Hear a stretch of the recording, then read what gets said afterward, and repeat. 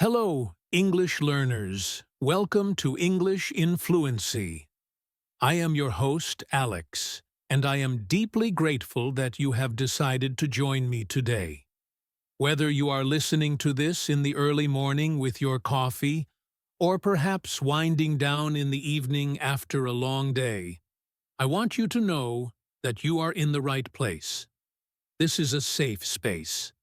This is a place where we leave our stress and our anxiety at the door. Here, we do not judge ourselves.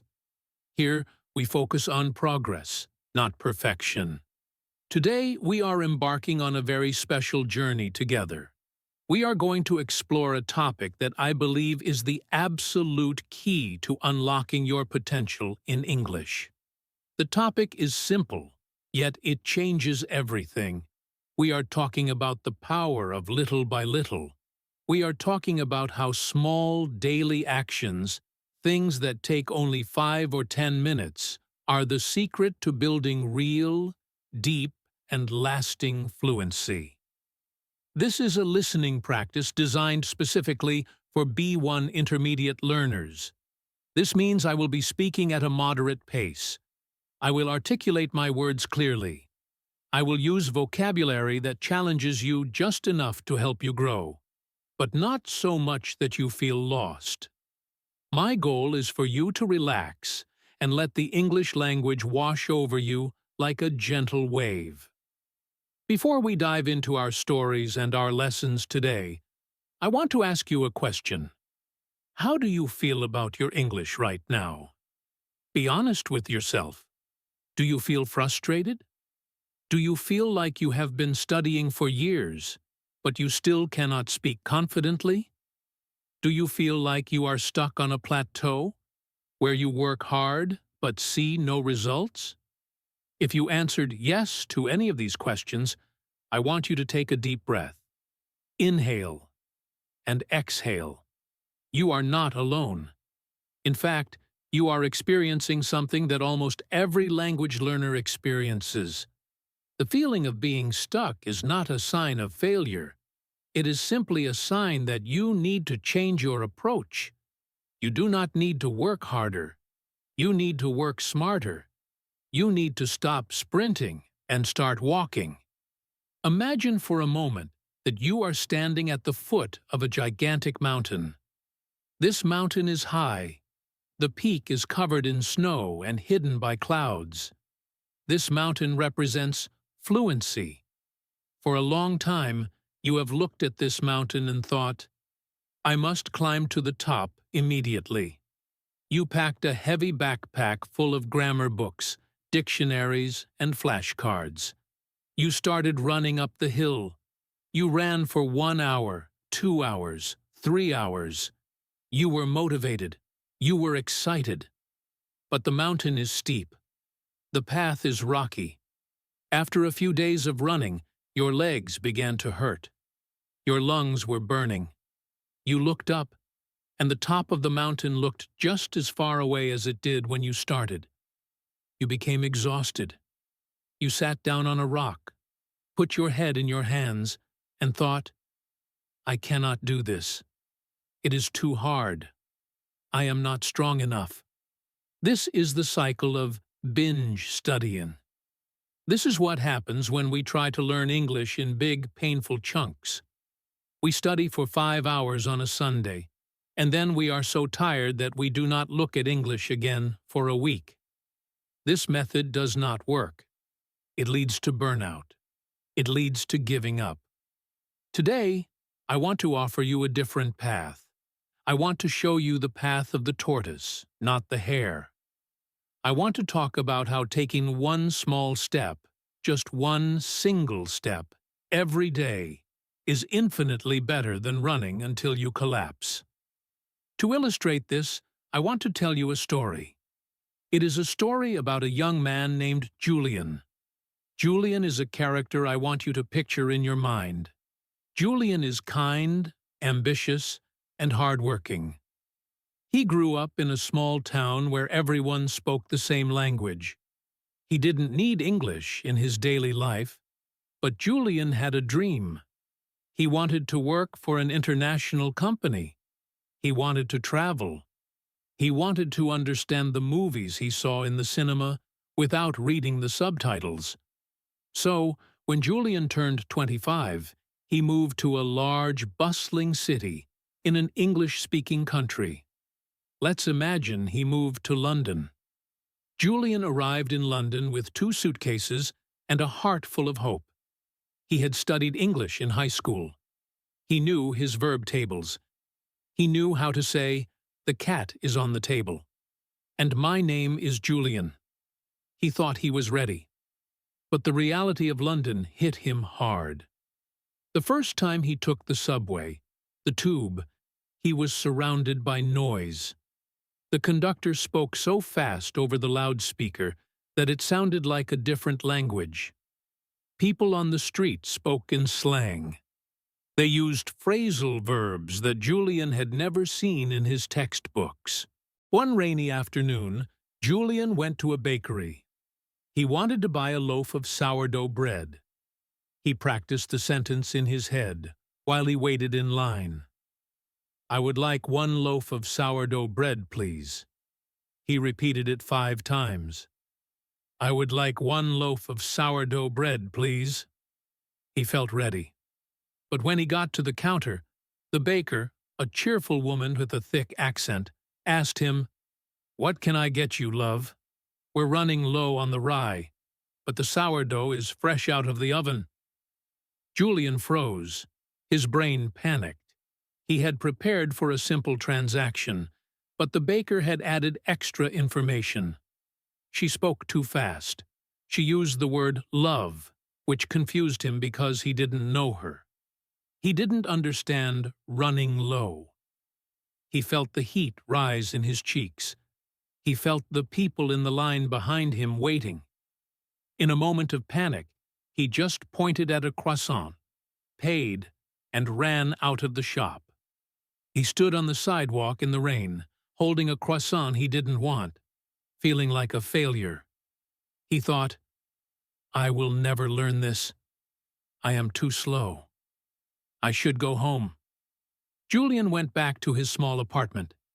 He decided that the problem was that he wasn't studying enough.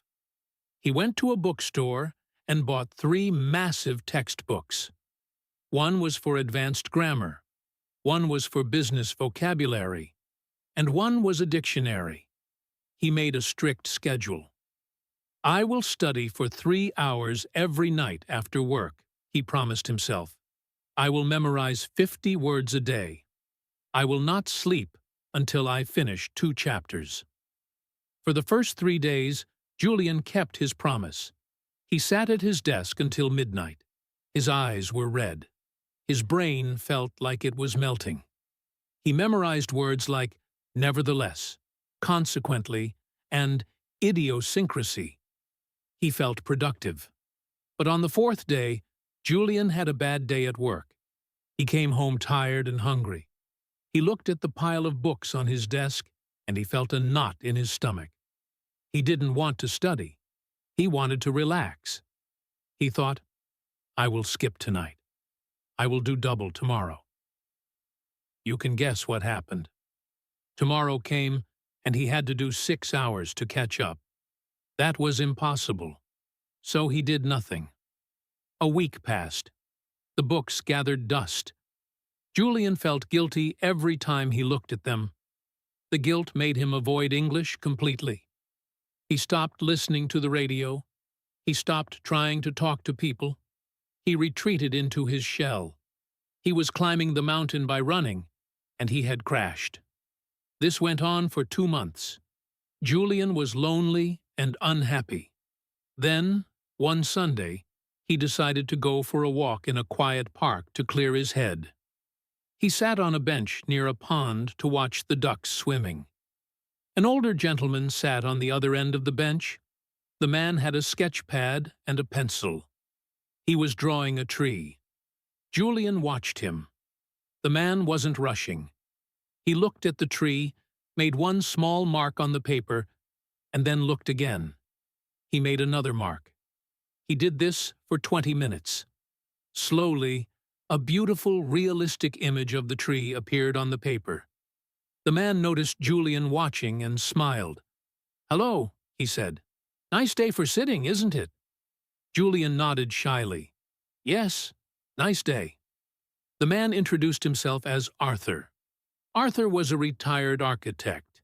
He had a gentle voice and spoke slowly, which Julian appreciated. They started to talk. Julian, feeling desperate, told Arthur about his struggles with English. He told him about the bakery. He told him about the expensive books and the failed study schedule. "I try to do everything," Julian said, "but I end up doing nothing." Arthur put down his pencil. He looked at the large oak tree he was drawing. "Julian," he said, "do you see this tree? It is hundreds of years old. It is massive. But it started as a tiny seed. A seed is small. You can hold it in your hand. If you try to pull a tree out of the ground to make it grow faster, you will kill it. You have to water it. Just a little bit.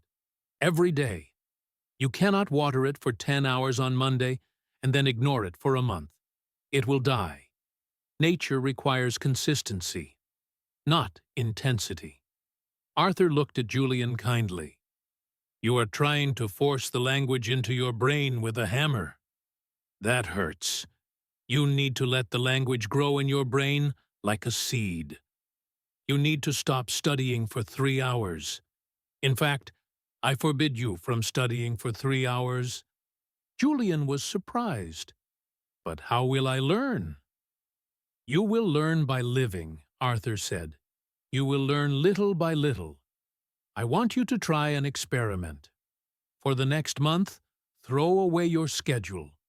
Put the books under your bed. Your goal is not to study. Your goal is to make English a tiny part of your daily routine. Just 10 minutes. But it must be every day. Can you promise me 10 minutes? Julian thought about it. 10 minutes sounded easy. It sounded too easy. "Only 10 minutes?" he asked. "Yes," Arthur said. "But you must use that time to connect with the real world, not a textbook. Narrate your breakfast. Read one page of a comic book.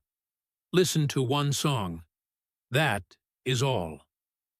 Julian left the park feeling a strange mixture of doubt and relief. He felt relief because the pressure was gone. He didn't have to dread the 3-hour study session anymore. But he felt doubt because he didn't believe 10 minutes could change anything. However, he had promised Arthur, so he decided to try. The next morning, Julian started his little-by-little journey. He woke up and went to the kitchen. Usually, he would check his phone and read news in his native language. Today, he left his phone in the bedroom. He stood in front of the coffee machine. He remembered Arthur's advice. Narrate your life. Julian felt silly, but he spoke out loud to the empty kitchen. "I am making coffee," he said. "I am taking a mug. The mug is blue. I am pouring the water." He spoke slowly. He didn't worry about complex grammar. He just named the actions. "I am opening the fridge. I am looking for milk. Ah, here is the milk." It took him 3 minutes to make his coffee. For those 3 minutes, his brain was in English mode. He wasn't translating from his native language. He was directly associating the object, the milk, with the word milk. He drank his coffee and felt a small sense of accomplishment. He had done his practice for the morning. It was painless. That evening, instead of opening the grammar book, Julian opened YouTube. He searched for how to make spaghetti carbonara. He loved cooking. He found a video by an English chef. He watched it. He didn't understand every word. The chef spoke quickly about rendering the fat and tempering the eggs. Julian didn't know those terms, but he watched the actions. He saw the cheese, the pasta, the bacon. He understood the context. He enjoyed the video. It was 5 minutes long. He had done his listening practice. This continued for a week. Julian narrated his cooking. He narrated his walk to the bus stop. The sky is gray. The bus is red. The man is running. He felt like a child, but in a good way. He was rediscovering the world through new labels. He wasn't stressed. One specific technique Julian adopted was the one-word challenge. Every day, while he was at work or walking, he would pick one object he saw but didn't know the English word for. One day, he saw a fire hydrant. He knew what it was, but he didn't know the English name. He looked it up on his phone. Fire hydrant. He repeated it. Fire hydrant. That was his word for the day. He didn't try to learn 20 words, just one. By the end of the week, he had 7 new solid words in his vocabulary. Pavement, receipt, stapler, hydrant, awning, squirrel, kettle. These were words from his real life, not from a list of abstract nouns in a book. 3 weeks passed. Julian realized something amazing was happening. He wasn't translating as much anymore. When he saw a squirrel in the park, the word squirrel popped into his head instantly. He didn't have to search for it. The connections in his brain were becoming stronger because he was using them frequently, in low-stress situations. He also started listening to music differently. Before, music was just background noise. Now, he played a game. He would listen to a pop song and try to catch just one phrase. One day, he listened to a song by the Beatles. He heard the phrase, "Let it be." He thought about what it meant. He looked it up. He realized it meant to accept things as they are. He liked that. He sang it in the shower. Let it be, let it be. He was practicing pronunciation, rhythm, and vocabulary all at once, and he was having fun. Then came the true test. It had been about a month since he met Arthur. Julian needed to go to the pharmacy. He had a headache and needed some aspirin. He walked to the shop. He felt a little nervous, remembering the bakery incident. But this time, he had a different mindset. He wasn't trying to be perfect. He was just trying to communicate. He walked to the counter. The pharmacist looked up. "Hi there, how can I help?" Julian took a breath. He didn't recite a script he had memorized. He just spoke. "Hello, I have a headache. Do you have aspirin?" It was simple. It was direct. The pharmacist understood immediately. "Sure thing. Do you want the 200 milligrams or the 500 milligrams?" Julian paused. He understood the numbers. 500, please." "That will be £3.50. Julian paid. "Thank you. Have a nice day." "You too." Julian walked out of the pharmacy. He stopped on the street. He looked at the aspirin in his hand. He had done it. He hadn't panicked. He hadn't frozen. The conversation had flowed. It wasn't a complex philosophical debate, but it was a successful interaction in English. He realized that the little-by-little method was working. He wasn't building a wall by throwing all the bricks at once. He was laying one brick every day, carefully and calmly. And the wall was getting higher. This story of Julian is not just a story. It is a blueprint. It is a map for you. Why did Julian succeed the second time? Because he removed the fear. When you lower the bar, when you make the task small, you remove the fear of failure. If your goal is to study for 3 hours and you only do 2, you feel like a failure. If your goal is to study for 10 minutes and you do 15, you feel like a champion. That feeling of being a champion creates dopamine in your brain. Dopamine makes you want to do it again tomorrow. It creates a positive addiction to learning. So, let's break down exactly what happened to Julian's brain. When he was binge studying, his brain was in survival mode. It was stressed. When you are stressed, your brain releases cortisol. Cortisol blocks memory. It makes it hard to learn. It is like trying to write in a notebook while someone is shaking the table. You cannot do it. When Julian switched to the little-by-little method, his brain relaxed. He was in play mode. When you are relaxed and curious, your brain is open. It absorbs information like a sponge. Narrating his actions connected the language to his physical reality. This is called embodied cognition. It means learning with your body, not just your mind. When he said, "I am pouring water," while actually pouring water, his brain created a double memory: the sound of the words and the feeling of the action. This is much stronger than just reading the word pour on a page. Now, I want to pivot from Julian's story to your story. I want to talk about the practical applications of this method for you right now in your life. You might be thinking, "Alex, this sounds nice, but I don't live in London. I don't have English people around me. How can I do this?" That is a valid question. But the beauty of the modern world is that you don't need to be in London or New York to immerse yourself in English. You have the internet. You have a smartphone. You have a universe of English in your pocket. Let's start with the first pillar of the little-by-little method: micro-listening.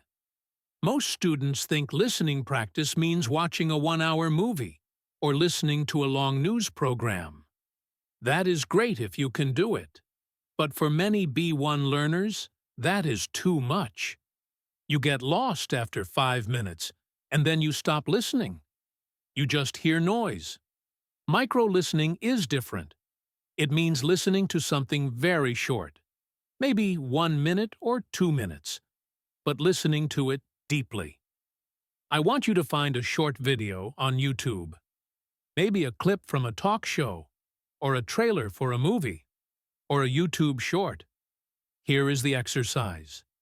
Listen to that 1 minute of audio. Do not look at the subtitles the first time. Just listen. What did you catch? Did you catch the general idea? Did you catch the emotion?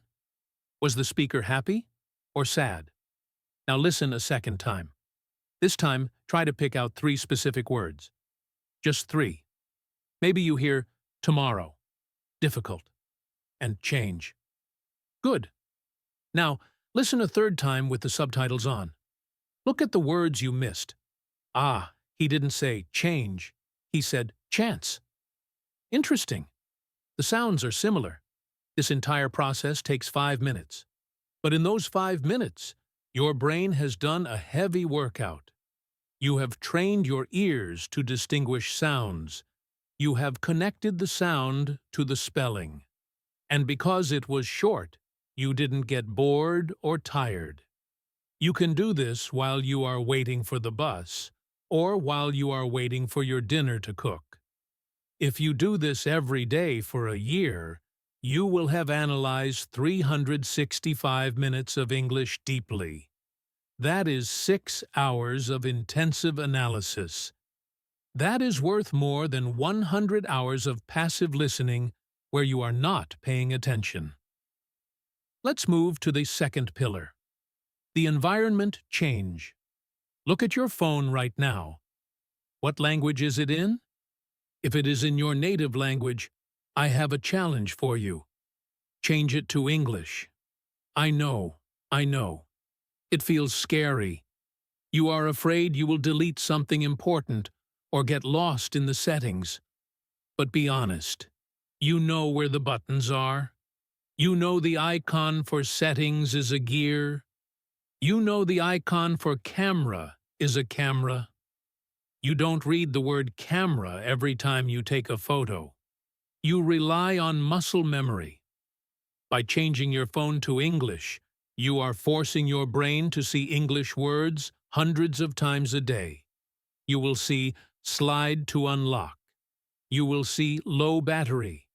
You will see missed call. You will see storage full. These are high-frequency words. You will learn them without trying. It is passive exposure.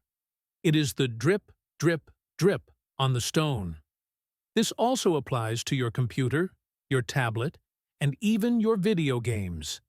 If you play games, play them in English. Games are fantastic for learning because they are interactive. If the game tells you to find the blue key to open the door, you have a reason to understand. You need the key. If you don't understand, you cannot play.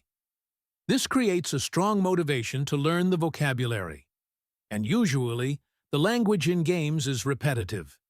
You will see game over, try again, level up, inventory, map. These words will become second nature to you. Let's continue exploring how we change our environment. We talked about your phone, but think about your social media. Instagram, TikTok, Facebook, Twitter. These are places where we spend a lot of time scrolling. Often we scroll mindlessly. We look at pictures, we double tap, and we move on. But these platforms can be powerful learning tools if you curate your feed. Curate is a fancy word that just means to select carefully. I want you to follow 5 accounts that are in English. But here is the secret. Do not just follow English teachers. Yes, follow English teachers if you like them, but also follow accounts about your hobbies.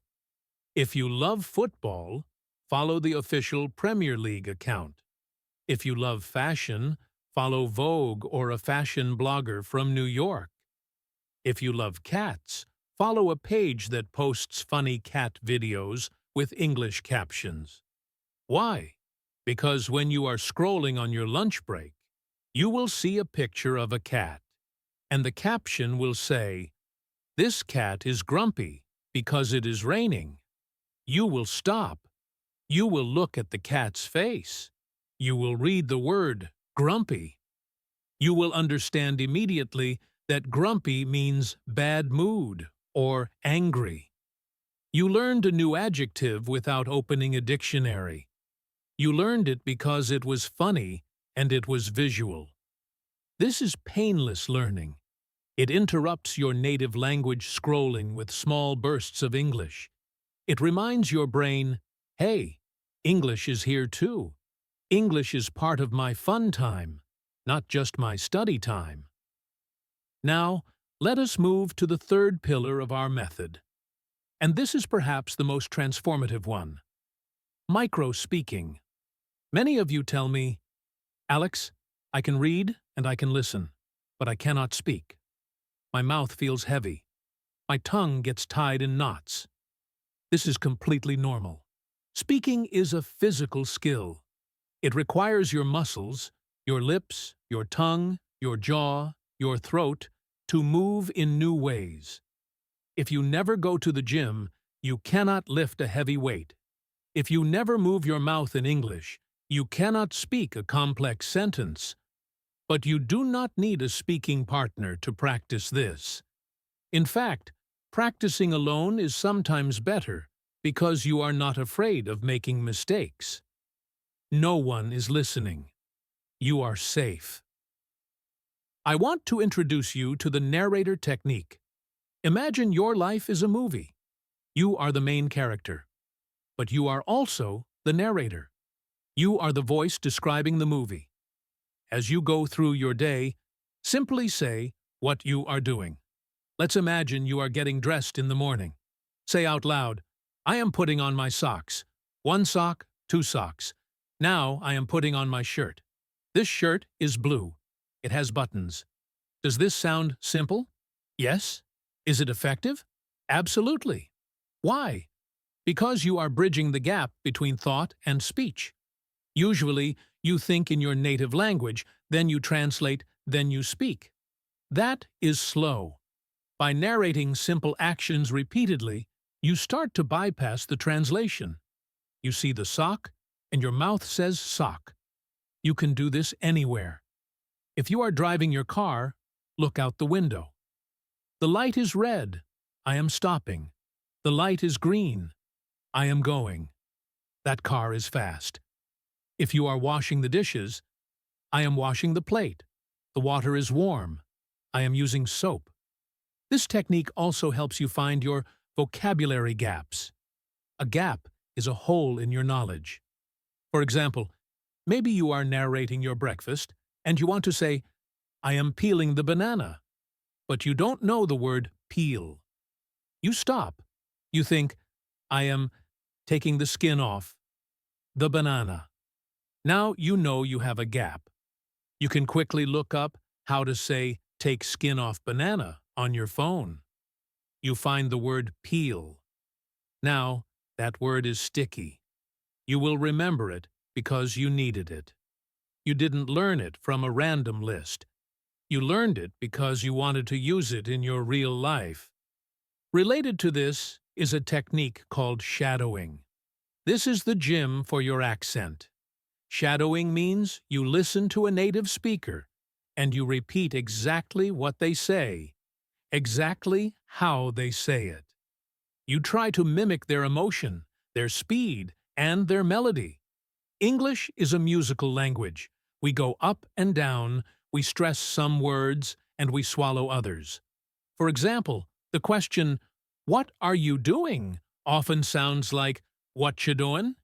If you read it in a book, it is 4 words. If you hear it, it is 1 sound. Find a podcast transcript or a YouTube video with subtitles. Listen to 1 sentence. Pause the audio. Repeat it. Record yourself on your phone if you are brave. Listen to the original. Then listen to your recording. Do they sound the same? If not, try again. Do not worry about the meaning right now. Focus on the music. Focus on the rhythm. This trains your ears to hear the subtle sounds of English, and it trains your mouth to produce them. I want to share another story with you now. This is the story of Maria. Maria is a nurse. She works long shifts at a hospital. She is exhausted. She has 3 children. She has no time for herself, let alone for English. But Maria needs to pass an English exam to get a promotion and a raise at her hospital. For months, Maria tried to wake up at 5 a.m. to study grammar. She would sit at her kitchen table with her eyes closing, trying to read about conditional clauses. She hated it. She was tired, so she didn't learn anything. She felt like she was punishing herself. She thought, I am too old. I am too busy. I will never pass this exam. Then Maria discovered the concept of dead time. Dead time is the time in your day when your body is busy, but your brain is free. For Maria, this was her commute. She spent 40 minutes on the bus going to the hospital, and 40 minutes coming back. That is 80 minutes a day. That is nearly 7 hours a week. Usually, she sat on the bus and worried about her day, or she scrolled through bad news on her phone. She decided to reclaim this time. She found a podcast about nursing, but in English. It was a podcast for medical professionals in the UK. At first, it was very hard. They used medical terms she knew in her language, but not in English. They spoke fast. But Maria was interested. This was her job. She cared about the topics. They talked about patient care, about new medicines, about hospital management. Because she already knew the context, she knew how a hospital works. She could guess the meaning of the English words. When they said syringe, she knew what it was because of the context of giving an injection. When they talked about rounds, she knew it meant the doctors visiting the patients. She listened to this podcast every day on the bus. She didn't write anything down. She just listened. After 3 months, she realized something incredible. She wasn't just learning English. She was learning about her job. She was getting professional development in English. One day, at her hospital, they had a visiting doctor from Canada. None of the other nurses wanted to speak to him because they were shy. Maria stepped forward. She asked him about his hospital's protocols. She used phrases she had heard on the podcast, like patient intake and triage system. The doctor was impressed. They had a long conversation. Maria didn't pass her exam because she studied grammar books at 5 a.m. She passed because she integrated English into her passion and her routine.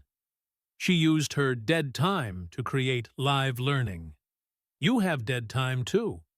We all do. When you are folding laundry, when you are walking the dog, when you are waiting in line at the bank, when you are stuck in traffic. These are golden moments. Do not waste them. Put in your headphones. Listen to a podcast. Listen to an audiobook. Even 5 minutes here and there adds up to hundreds of hours over a year. Let's talk about the fourth pillar, reading for pleasure. When I say reading, do you imagine a boring textbook with small text and no pictures? Or do you imagine a classic novel like Pride and Prejudice or Moby Dick? Please, do not start with Moby Dick. That is a quick way to kill your motivation. Those books are hard even for native speakers. The language is old. It is poetic. It is not how people speak today. I want you to read what you enjoy. I want you to read what you would read in your own language. Do you like celebrity gossip? Read an article about a famous actor. The language will be simple, modern, and conversational. Do you like sports? Read the match report of your favorite team. Do you like cooking? Read recipes. Do you like self-improvement? Read a blog post about how to be more productive. There is also a wonderful tool called graded readers. These are books that are written specifically for language learners. They take famous stories, like Sherlock Holmes or Dracula, and they rewrite them using simple vocabulary and grammar. If you are a B1 learner, you can buy a B1 graded reader. You will be able to read a whole book from start to finish. Do you know how good that feels? To close a book and say, I read this entire book in English? It is a huge confidence booster. You follow the story, you enjoy the plot, and you reinforce the grammar structures naturally. You see how the past simple tense is used to tell a story. You see how adjectives are used to describe a scene. You are learning by osmosis. And don't forget the internet. Read the comments section on YouTube videos. Seriously, the comments section is where real people write real English. It is slang, it is messy, it has spelling mistakes, but it is real. You will learn acronyms like LOL, laugh out loud, IMO, in my opinion, and TBH, to be honest. You will learn how people argue, how they joke, how they agree. Just be careful, because sometimes people on the internet can be rude. But as a linguist, observe it. Treat it like a field study. Ah, look at how this person uses sarcasm. This is a concept I love. It comes from the world of finance, but it applies perfectly to learning. If you have money in a bank account, it earns interest.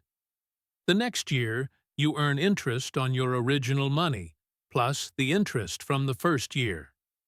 Your money grows faster and faster over time. Knowledge works the same way. When you learn one word, it helps you learn the next word.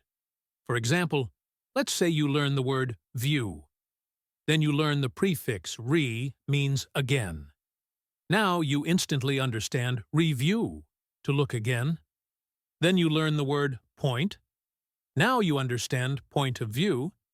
Then you learn interview, preview, viewer. One brick helps you lay the next 10 bricks. The beginning is always the hardest part. The beginning is slow. But as you build your foundation, your little by little daily habits, the learning speeds up. You start to guess the meaning of new words correctly because you understand the patterns of the language. So, do not be discouraged if you feel slow right now. You are in the accumulation phase. You are gathering the dots. Soon, you will be able to connect the dots. I want to take a moment to check in with you physically. How is your body right now? Are your shoulders tight? Is your jaw clenched? We often hold tension in our bodies when we are concentrating. Let's take a collective pause. Drop your shoulders away from your ears. Unclench your jaw. Shake your hands out. Relax your forehead. If your body is stressed, your brain thinks there is a tiger in the room. It thinks there is danger. When there is danger, your brain focuses on survival, not on learning English. You need to signal to your body that you are safe. Learning is safe. Making mistakes is safe. Smile. Even if you don't feel like it, force a little smile. Science tells us that the physical act of smiling releases endorphins that relax the brain. Approach English with a smile, and it will be much easier. Let's move on to the fifth pillar, journaling. I mentioned this briefly before, but let's go deeper. Writing is often the neglected skill. We focus on speaking and listening. But writing is powerful because it gives you time. When you speak, you have to be fast. You have no time to think. When you write, you can slow down. You can look at your sentence. You can erase it and write it again. You can think, wait, is it in Monday or on Monday? Ah, it is on Monday. I challenge you to keep a one-sentence journal. Keep a notebook by your bed. Every night, before you sleep, write one sentence about your day. Today was sunny, and I walked in the park. I felt tired because I had a lot of meetings. I cooked a delicious dinner for my family. Just one sentence. Date it. Why is this effective? First, consistency. It is so easy that you have no excuse not to do it. It takes 30 seconds. Second, tracking. If you do this for a year, you can look back. You will see that in January, your sentences were simple. I ate pizza. By December, your sentences will be complex. Although I was tired, I decided to make a homemade pizza with mushrooms and olives. You will see your growth physically on the paper. Third, thinking in English. It forces your brain to process the day's events in English right before sleep.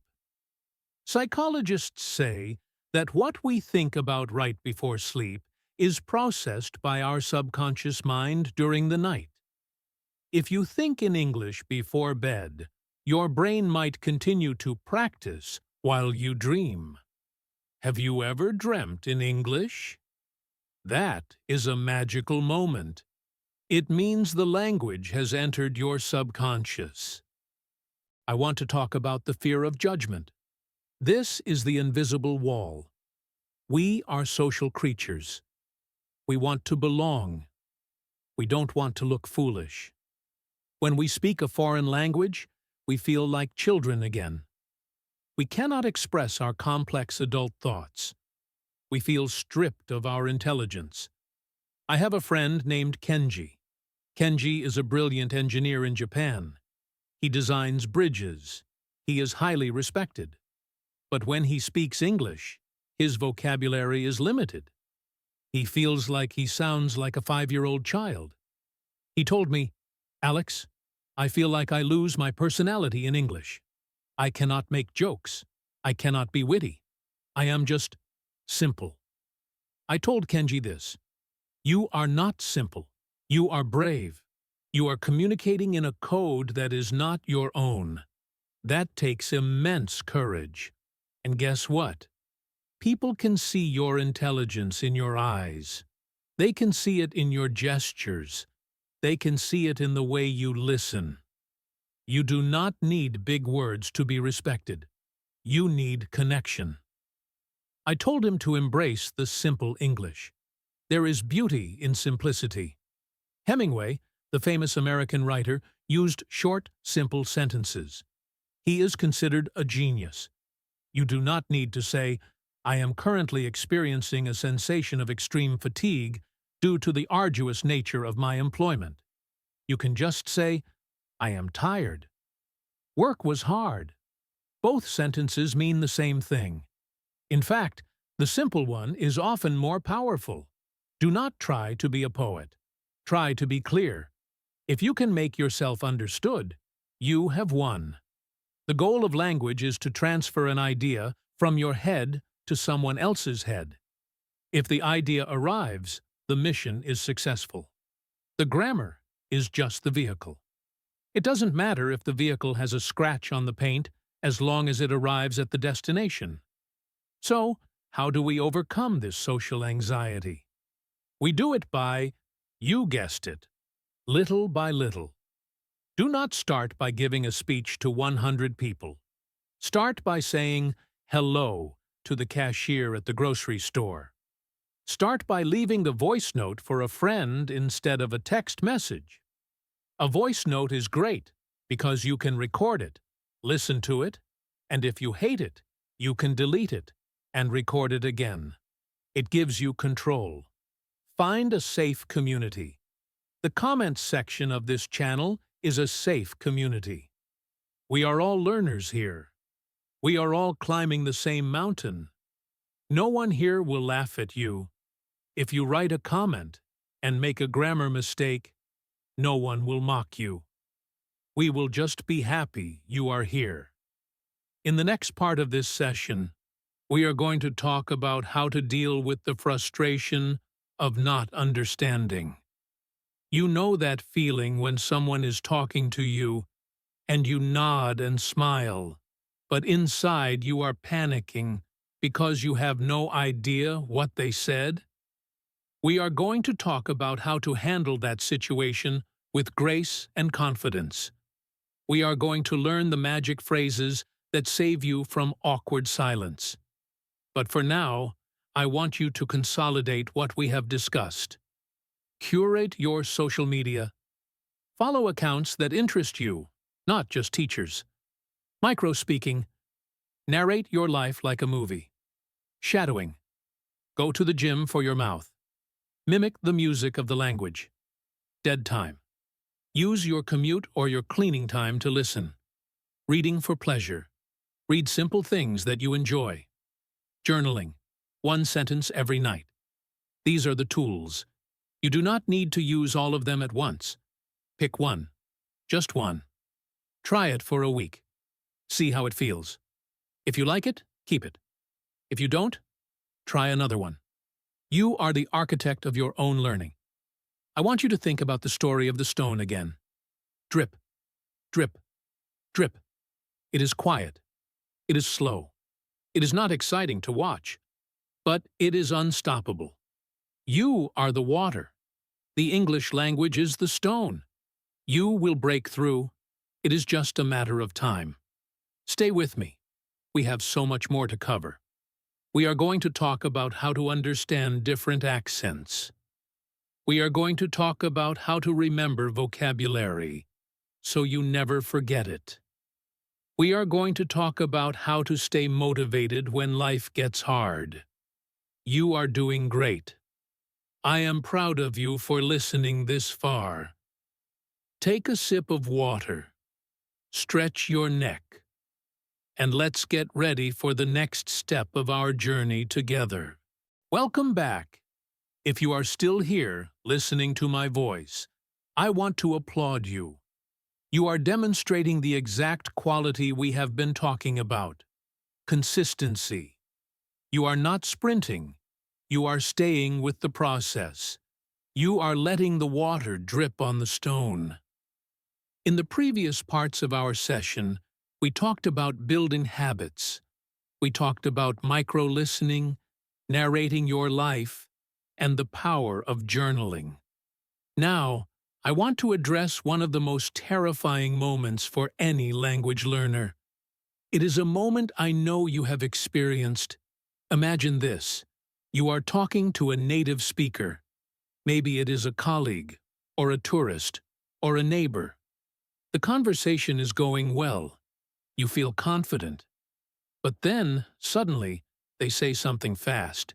They use a word you don't know. They mumble. And you have no idea what they just said. Your heart starts beating fast. Your brain freezes. You have two choices. Choice A, you smile, you nod your head, and you say, "Yeah," hoping that "yeah" was the right answer. But deep down, you are praying they don't ask you a follow-up question. Choice B, you stop the conversation and ask them to repeat themselves. Most learners choose choice A. They choose the nod and smile. They choose it because they don't want to be a burden. They don't want to look slow. But the nod and smile is a trap. It builds a wall between you and the other person. You are not really communicating. You are pretending. I want to tell you a story about a young man named Liam. Liam was a talented architect from Brazil who moved to New York City. Liam's English was good. He could read technical manuals, he could write emails, but he struggled with the fast, casual way Americans spoke. One day, Liam was in a very important meeting with his boss, a man named Mr. Henderson. Mr. Henderson was a nice man, but he spoke very quickly and used a lot of baseball metaphors. In the middle of the meeting, Mr. Henderson looked at Liam and said, "Liam, I need you to give me a ballpark figure for the project by end of play today." Liam panicked. He knew the word ballpark meant a place where you play baseball. He knew figure meant a number or a shape. But ballpark figure? He was confused. And end of play? Did that mean the end of a game? He didn't want to look stupid in front of his boss. So he chose the nod and smile. He said, "Yes, sure, Mr. Henderson." The meeting ended. Liam went back to his desk. He was sweating. He had promised to do something, but he didn't know what it was. He spent 3 hours searching on Google. He was stressed. He couldn't work. Finally, at 5 p.m., Mr. Henderson came to his desk. "Liam, do you have that estimate?" Liam looked down. I am working on it." Mr. Henderson looked confused. "Liam, I just needed a rough guess. A ballpark figure is just an estimate, and end of play just means the end of the workday.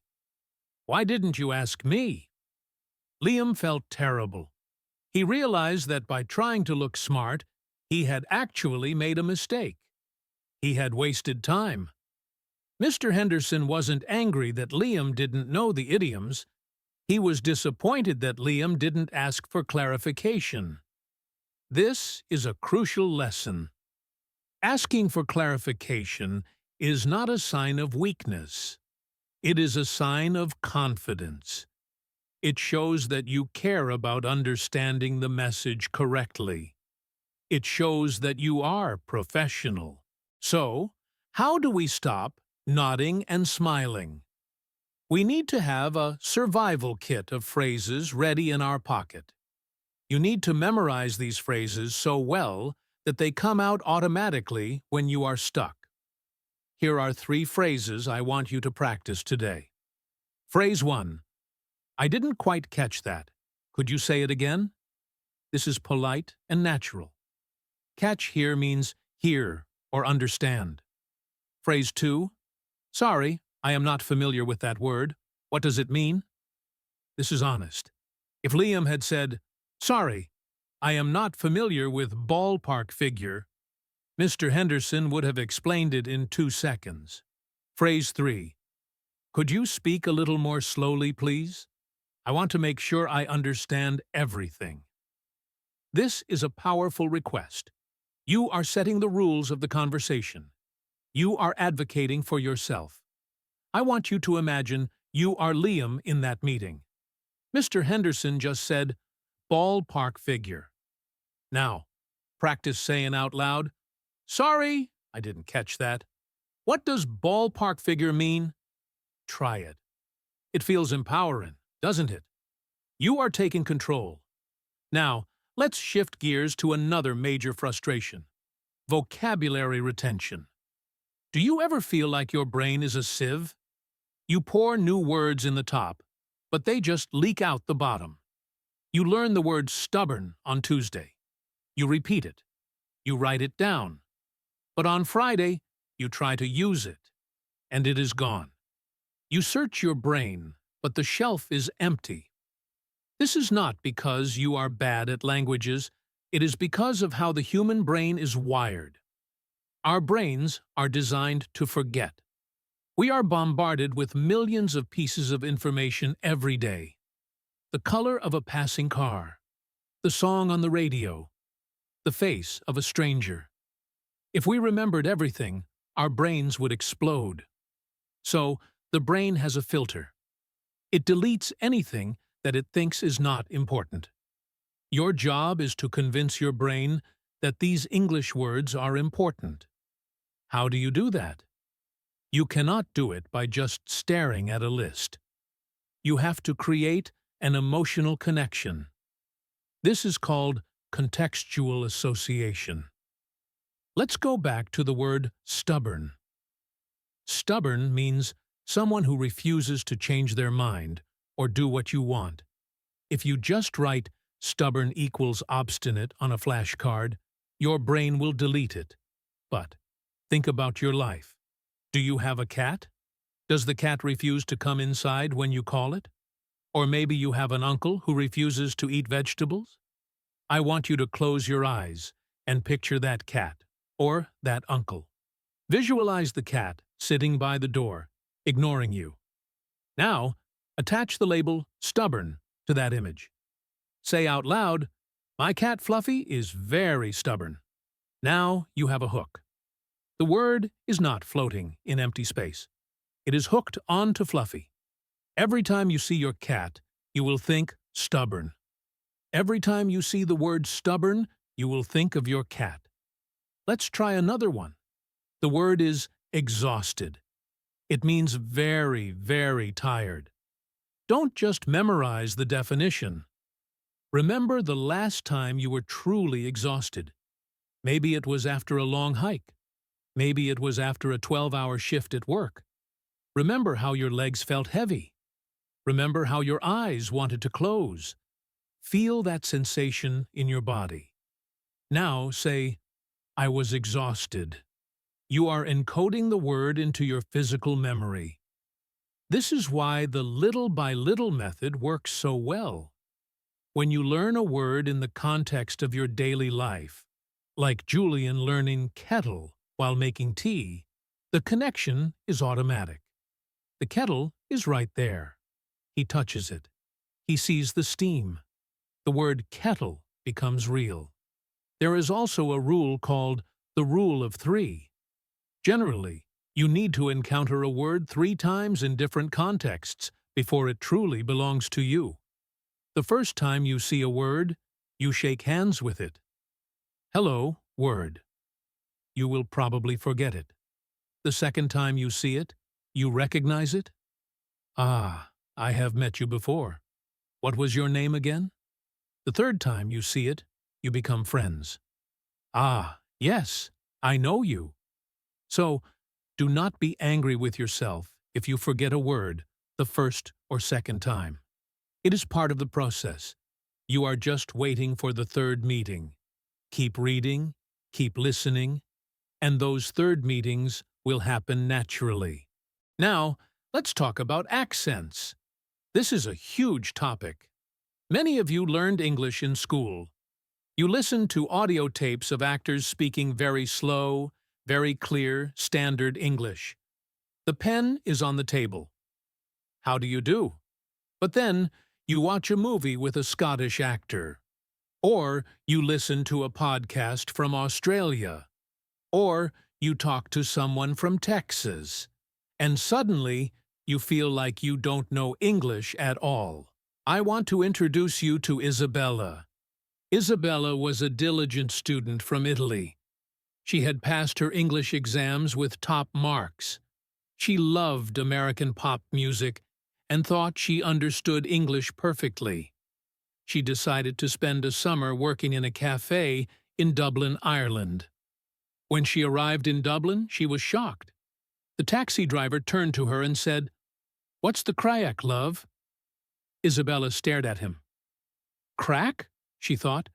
Is something broken? She didn't know that "What's the crack" is a common Irish greeting meaning "How are you?" or "What's news?" At the cafe, customers would ask for things in a rhythm she wasn't used to.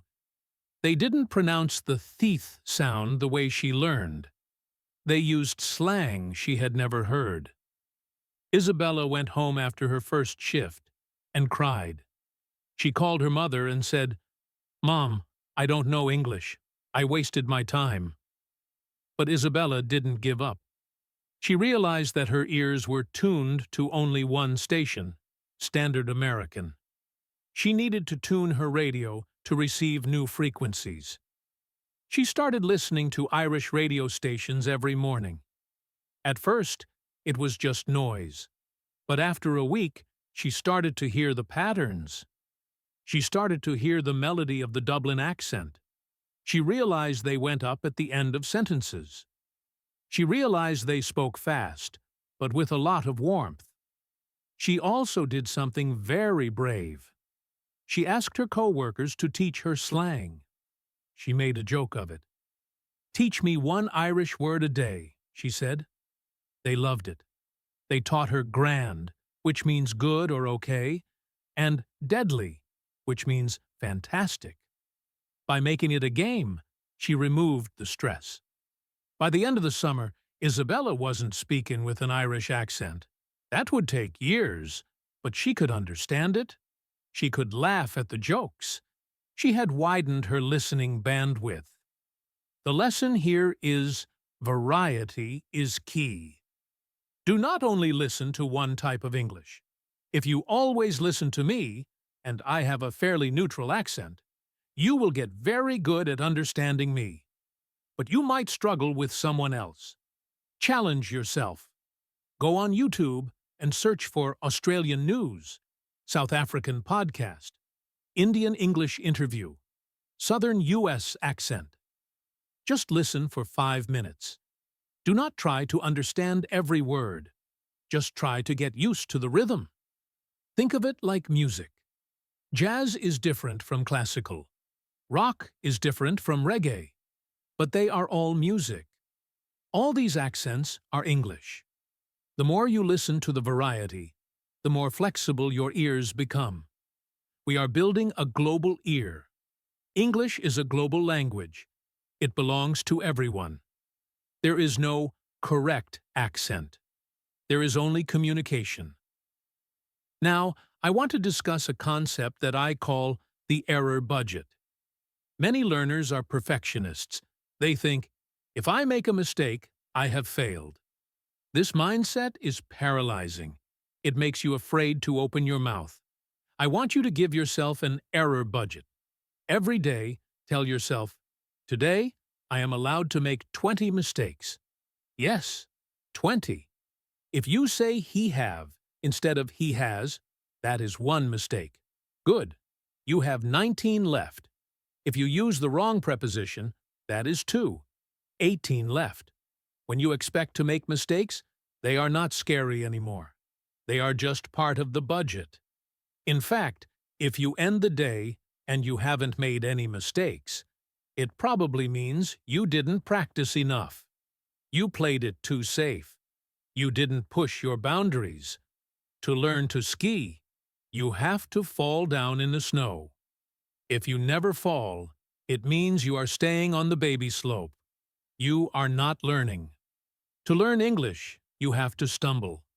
Embrace the stumble. I want to give you a small, practical exercise for your error budget.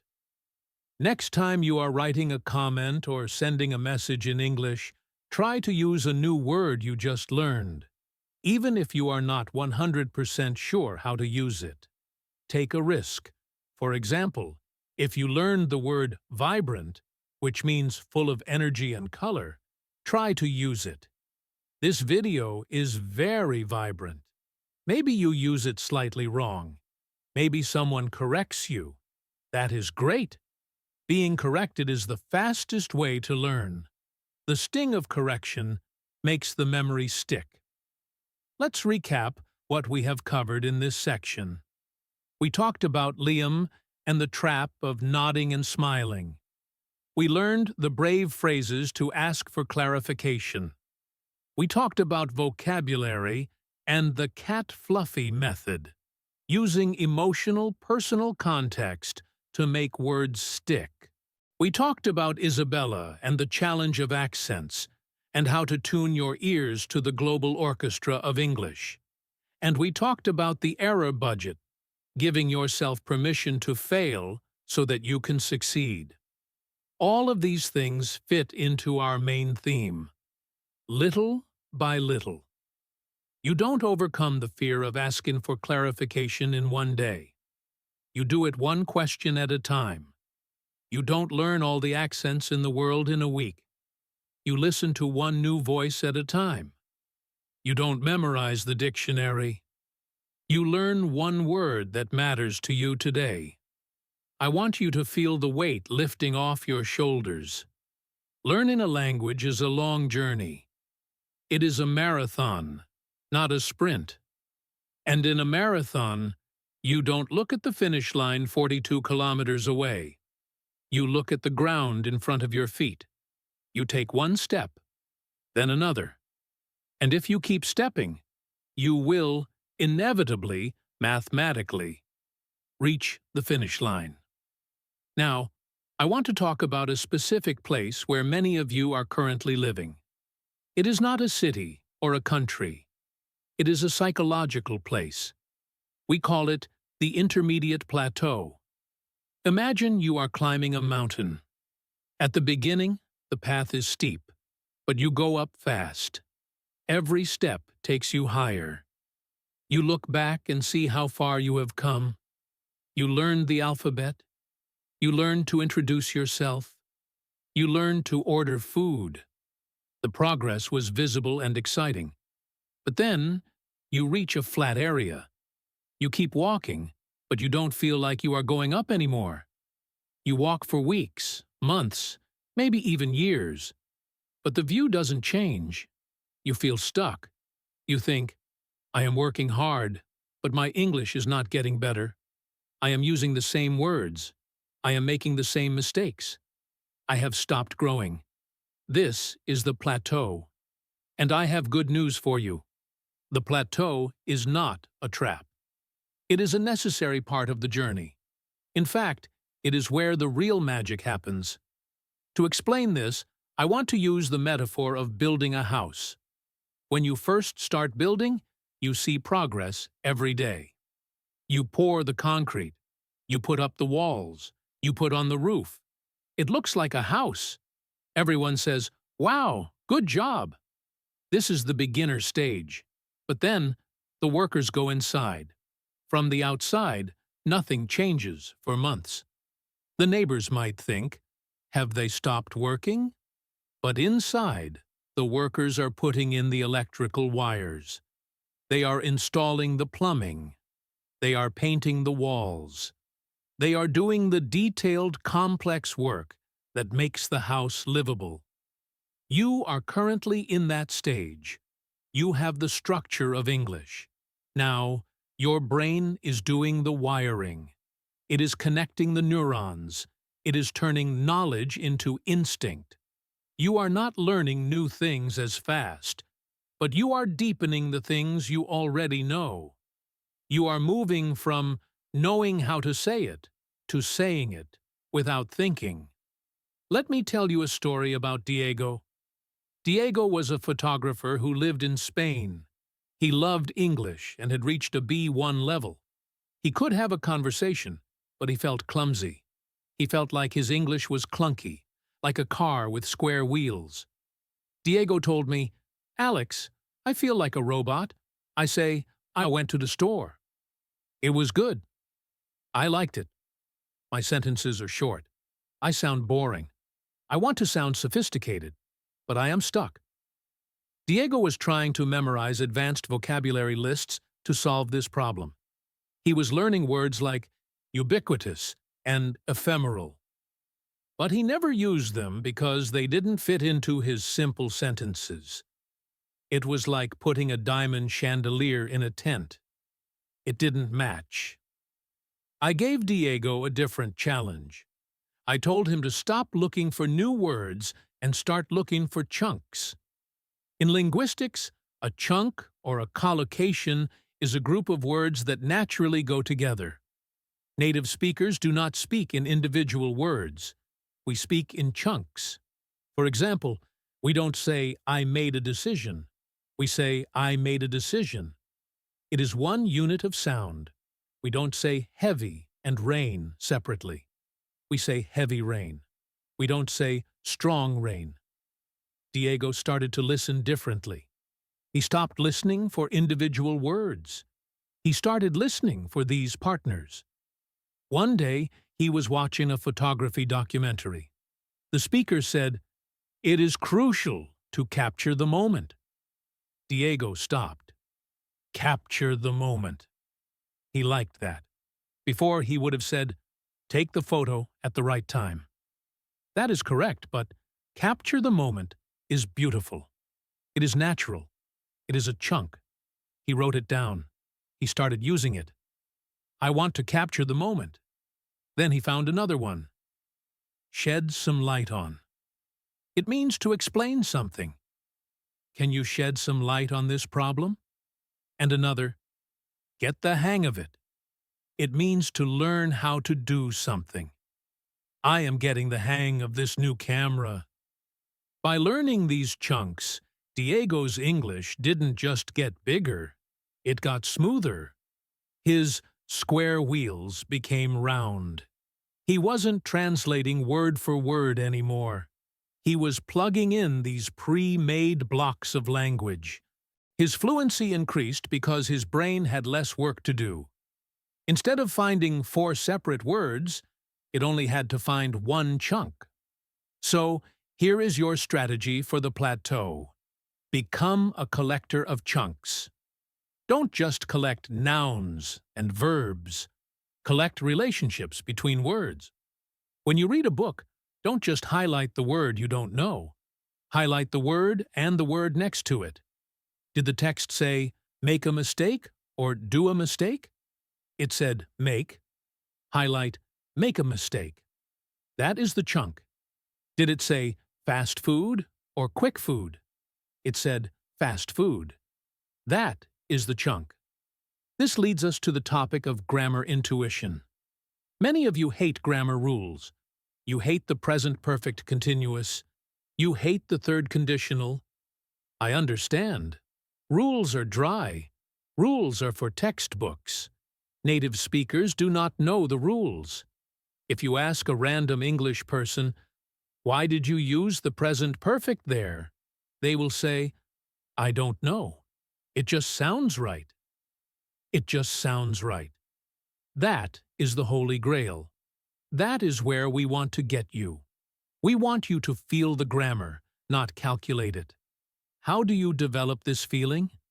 You do it through massive exposure and pattern recognition. Think about music again. If you hear a famous song and someone plays the wrong note, you wince. You make a face. You know it is wrong immediately. You didn't study the sheet music. You just know the melody. You need to listen to enough English that the melody of correct grammar lives in your head. If I say to you, "I has been waiting for you," does that feel wrong? Yes. You probably felt a little scratch in your brain. I has sounds terrible. I have sounds smooth. You didn't need a rule book to tell you that. Your instinct told you. To build this instinct, I recommend an exercise called sentence mining. This is similar to the chunking method, but for grammar. Instead of studying the rule, past tense equals verb plus ed, find 10 sentences in the past tense that you like. I walked to the beach. She cooked a meal. They played football. Read them out loud. Repeat them until the rhythm is stuck in your head. Da da da da da. Then, when you try to make your own sentence, your brain will follow that rhythm. This is the little by little way. We are not memorizing formulas. We are absorbing patterns. It takes longer, yes, but the result is permanent. You will never forget it because it is part of you. Now, I want to address a very real, very physical phenomenon. The bad English day. Have you ever had a day where you wake up, you try to speak English, and nothing comes out? Your brain feels like fog. You stutter. You forget basic words like spoon or bus. You feel like you have lost all your progress. You feel like a beginner again. And then you panic. You think, oh no, I am losing my English. I am going backwards. Please, listen to me closely. You are not losing your English. You are just human. Your brain is a biological organ. It needs energy. It relies on sleep, hydration, food, and stress levels. Speaking a foreign language is one of the most cognitively demanding tasks a human can do. It burns a lot of glucose. If you are tired, if you are stressed about work, if you are hungry, your brain will shut down the English department to save energy. It will go back to the factory settings, your native language. This happens to me too. I speak a second language. Some days I am fluent and poetic. Other days I sound like a caveman. When you have a bad English day, do not fight it. Do not force yourself to study hard. Do not get angry. Accept it. Say to yourself, okay, today is a low-energy day. That is fine. On these days, change your little by little habit. Do not try to speak. Do not try to write an essay. Just do something passive. Listen to a song, watch a funny video, read a comic. Be kind to your brain. Let it rest. Tomorrow, or the day after, the fog will lift, and your English will be back. I promise. It didn't go anywhere. It was just sleeping. Let's talk about motivation.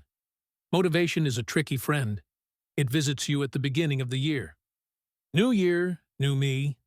You are excited. But then, in February, motivation leaves. You are alone. You cannot rely on motivation. Motivation is an emotion, and emotions change like the weather. You must rely on discipline and identity.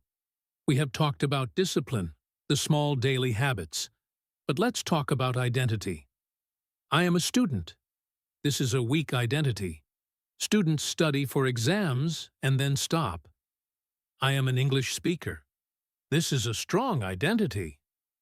I am a person who consumes information in English. I am a global citizen.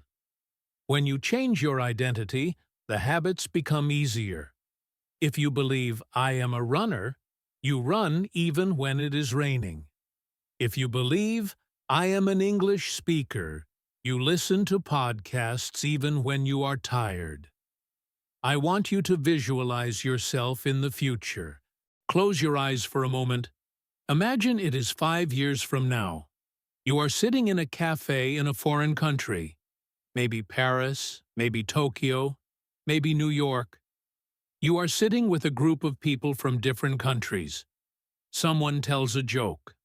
Everyone laughs. And you laugh too. You didn't have to translate it. You just understood it. You add a comment. You make them laugh. You feel comfortable.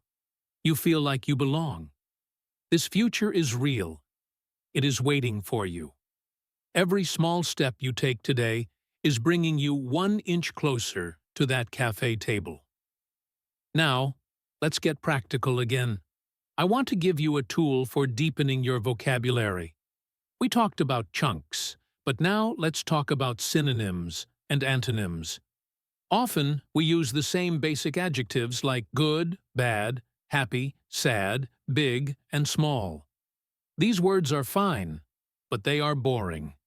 They are the intermediate plateau words. To climb off the plateau, you need to upgrade your software. Here is the little-by-little game for this called the word swap. Pick one basic word that you use too much, let's say the word good, and for 1 week, you are forbidden from saying it. You must find a replacement. If the food is good, say delicious. If the movie is good, say entertaining. If the weather is good, say pleasant. If your friend's news is good, say wonderful. This forces your brain to search for more specific, more colorful words, and it forces you to be precise because good is lazy, but delicious is precise. Do this for 1 week with good, and then the next week, do it with bad, replacing it with terrible, awful, disappointing, or unpleasant. Little by little, you will replace your basic garden with a tropical forest of vocabulary. Let's discuss the power of storytelling. Human beings are wired for stories, and we remember stories 20 times better than we remember facts. That is why I tell you stories about Julian, Elena, Lucas, and Diego. If I just gave you a list of rules, you would fall asleep. You can use this for your own learning. When you want to practice speaking, tell a story. Don't just say facts like a police report stating, I got up, I ate, I went to work. Tell the story of your morning with emotion, saying, I dragged myself out of bed because the alarm was so loud, and I burned my toast so the kitchen smelled like smoke. Becoming a storyteller makes you a fluent speaker because stories require flow. I want to touch on a sensitive subject, which is comparison. In the age of social media, it is very easy to compare yourself to others. You might see a video of a girl who claims she learned English in 6 months and now sounds like a native, and you feel bad because you have been learning for 3 years and still struggle. Please stop comparing yourself to others. First of all, social media is often a lie, and that girl might have practiced that one video for 10 hours. Secondly, everyone has a different starting point. Maybe she speaks a language that is similar to English, or maybe she is musically talented. It doesn't matter because her journey is not your journey. Comparing yourself to others is like a flower comparing itself to a bird. Compare yourself only to your previous self. If the current you is better than the you from last year, then you are winning. As we move forward, we need to talk about integrating English into your family and social life.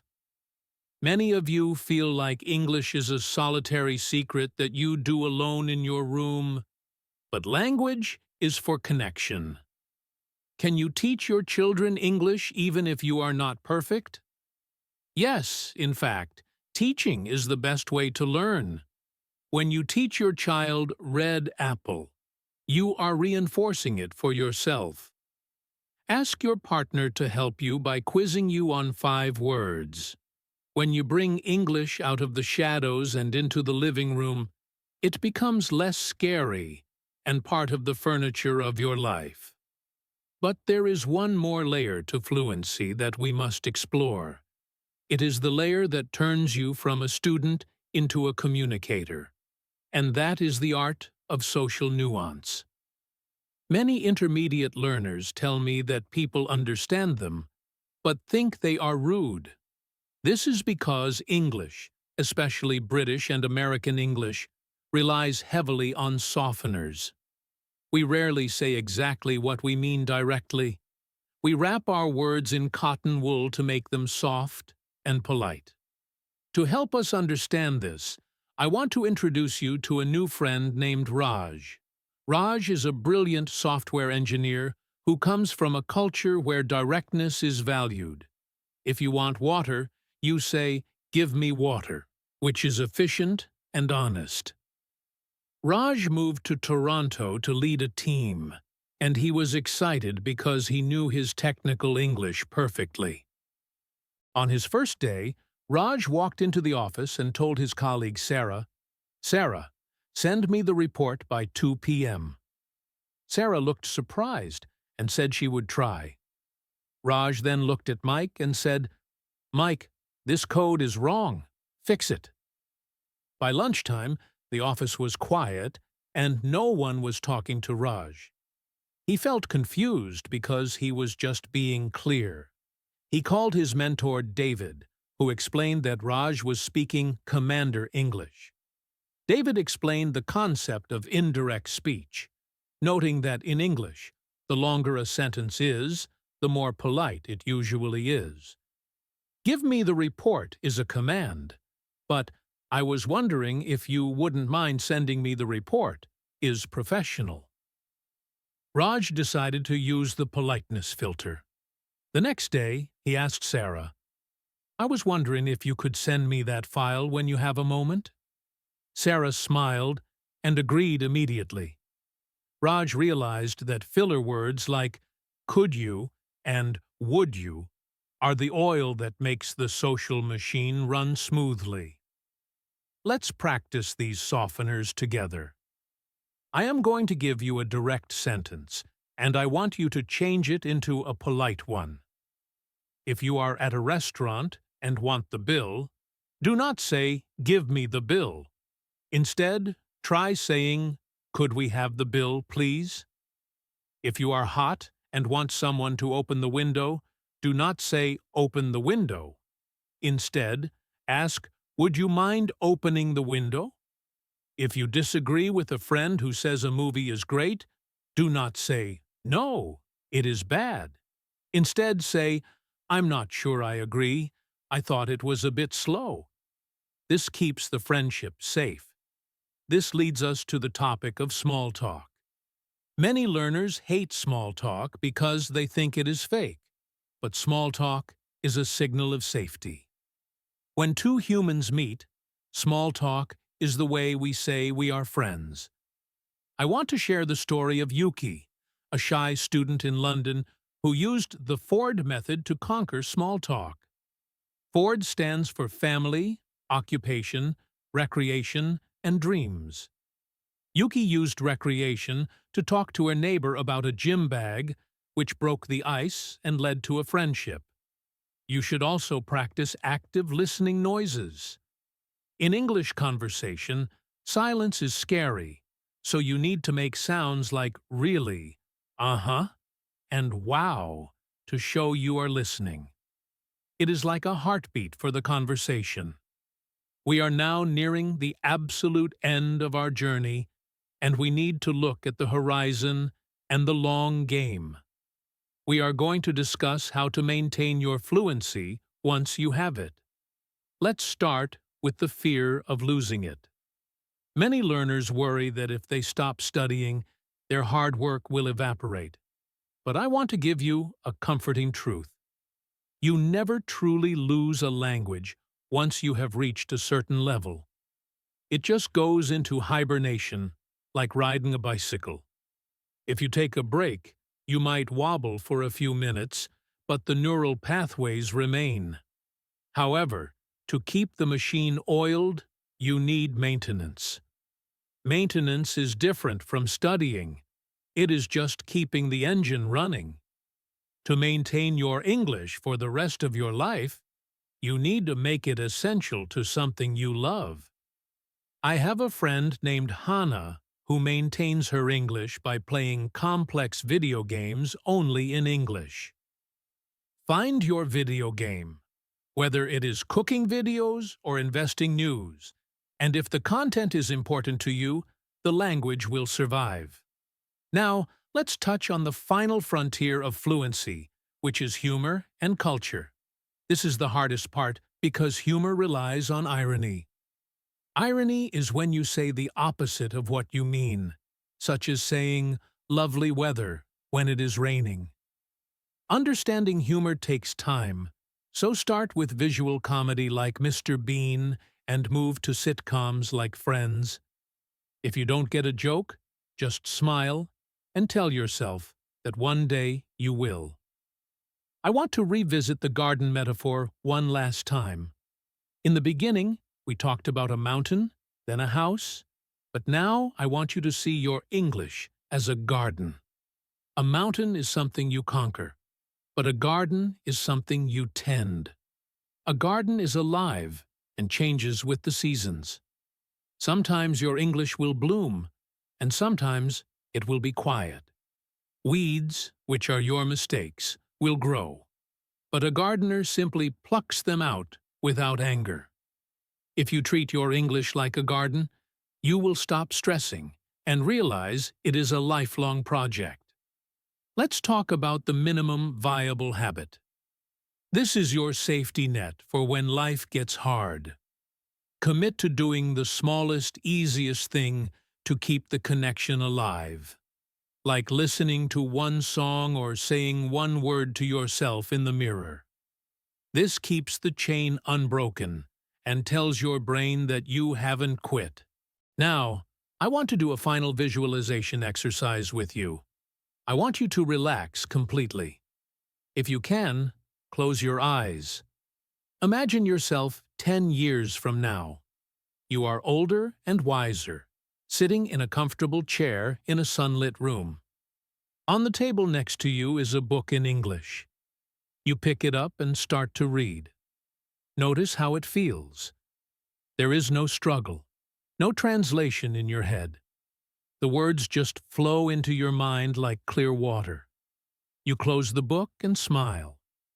You pick up your phone and call a friend from another country, speaking to them in English, laughing and telling a story. You feel completely yourself. This future is not a fantasy. It is a memory that hasn't happened yet. Every time you listen to a podcast, you are walking toward that chair. As we bring this massive session to a close, I want to give you your marching orders.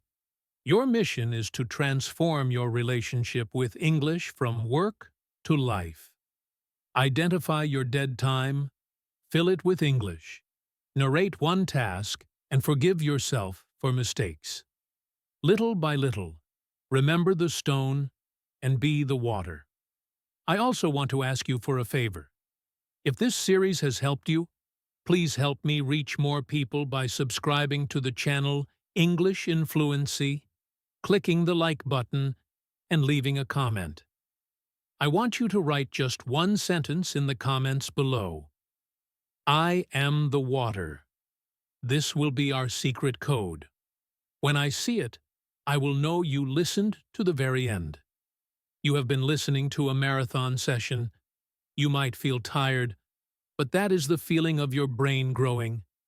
Take a rest now. Be proud of yourself.